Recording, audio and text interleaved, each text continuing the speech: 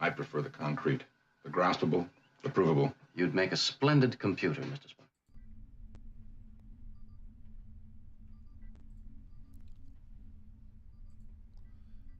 From the cradle, U.S. Senate rejects bid to repeal War Authorization Act. The authorization for use of military force has allowed U.S. presidents to justify military interventions in at least 22 countries over the past decades. The U.S. Senate overwhelmingly voted this week to reject the War Authorization Act from 2001, which has given U.S. presidents sweeping powers to justify military interventions in at least 22 countries. The amendment to rescind the 2001 authorization for use of military force, AUMF, was introduced by Republican Senator Rand Paul on the 20th anniversary of the U.S. invasion of Iraq, but received only 9 votes in favor and 86 against during a session on 22 March. Today I offered the U.S. Senate a chance to repeal the 9/11/2001 authorization for war to reclaim our constitutional power and send a message to the world that we are a nation of peace, Paul said in a statement after the vote. We should have risen above symbolism and shown our respect for the Constitution, our fealty to the rule of law, and our sincere desire that peace, not perpetual war, be our legacy, he added. The AUMF was signed into law on 18 September 2001 by former U.S. President George W. Bush in response to the 11 September attacks and provided the president with great authority to use military force without the approval of Congress. According to the Congressional Research Service, the law was used to justify more than 40 military interventions overseas in at least 22 countries. Despite the rejection of the amendment, Senator Paul vowed to continue his efforts to repeal the law and limit the president's power as originally stated in the U.S. Constitution. Released last November by the New York University School of Law's Brennan Center for Justice revealed how the Pentagon has been using post-9/11 laws to covertly deploy troops and wage wars in dozens of countries across the globe secretly. Known as Security Cooperation Authorities, they were passed by the U.S. Congress in the years following the 11 September attacks and are a continuation of the 2001 AUMF. Among the nations in West Asia affected by those security cooperation authorities are Lebanon, Iraq, Syria, and Yemen. However, they're also including Africa and Latin American nations. Earlier this month, a war powers resolution that would have ended the U.S. Army's illegal occupation of Syria was struck down by the House of Representatives in a 103 to 321 vote. The bill, introduced late last month by Republican Matt Gaetz, garnered the support of 47 Republicans and 56 Democrats, including several members of the Congressional Progressive Caucus. From Press TV, U.S. Senate rejects bid to repeal Bush-era war authorization legislation. U.S. presidents in past decades have cited the same bill as legal backing for dozens of military interventions around the world for more than 20 years. Introduced by Republican Senator Rand Paul to mark the 20th anniversary of the U.S. invasion of Iraq, an amendment to rescind the 2001 authorization for use of military force was rejected in an 86 against 9 vote this week. Just 4 lawmakers from each party, plus independent Senator Bernie Sanders, supported the legislation. Today I offered the U.S. Senate a chance to repeal the 9/11/2001 authorization for a war to reclaim our constitutional power and send a message to the world that we are a nation of peace, Paul said in a statement after the vote on Wednesday. We should have risen above symbolism and shown our respect for the Constitution, our fealty to the rule of law, and our sincere desire that peace and perpetual war be our legacy.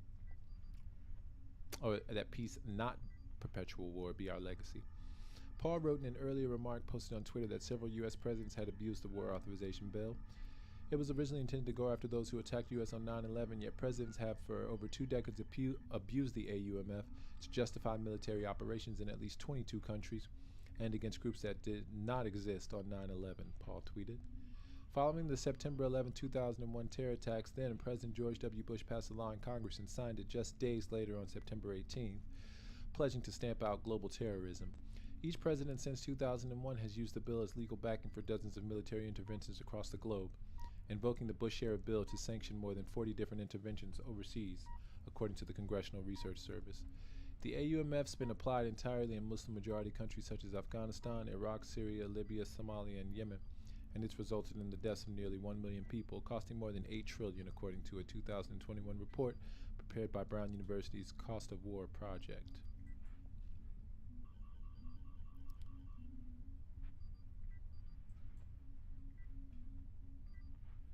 And from EnglishNewsTrackLive.com,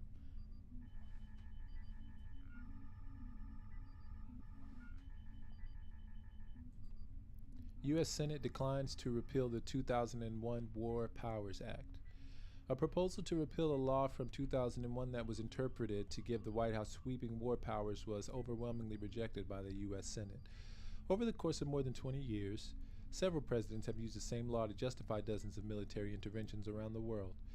The amendment to repeal the 2001 Authorization for the Use of Military Force, AUMF, proposed by Republican Senator Rand Paul to commemorate the 20th anniversary of the U.S. invasion of Iraq, was defeated this week by a vote of 9-86. Senator Bernie Sanders, an independent, was only one of 4 senators from each party to support the bill. Paul said in the statement after Wednesday's vote, "Today I took the opportunity to authorize the U.S. Senate on 9/11/2001 to reclaim our constitutional right to wage war and send a message to the world that we will fight peace is the country of. We should have moved," and you have to excuse the translations here. This is not directly written in English.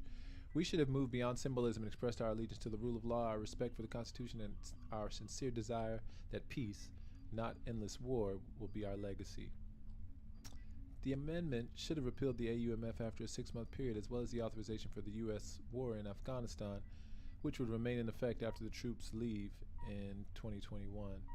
After the moderate-leaning Republicans said Congress can actually debate where and how to authorize the future force, on September 18, 2001, President George W. Bush signed the AUMF into law just days after planes hijacked by al-Qaeda militants brought down the Pentagon in Washington, D.C., and the World Trade Center in New York.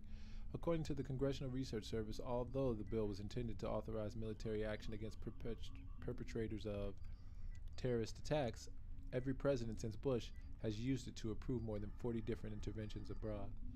Although the law does not include the phrase Allied forces, it has been interpreted to justify action against both al-Qaeda and its affiliates.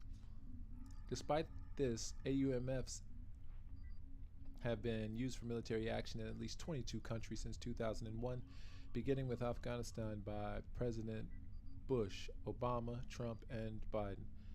Senator Paul vowed to work to eliminate the authority, maintaining that the Constitution gives the authority to declare war to Congress, not to the President. He also co-sponsored, largely symbolically, a bill to repeal the AUMF separate from 91 and 2002 in an effort to formally end the Gulf and Iraq wars, since it recently got out of a committee with a 13-8 vote and has some bipartisan support. It may do better than Paul's amendment. I'm going to open up a channel. Beam me up.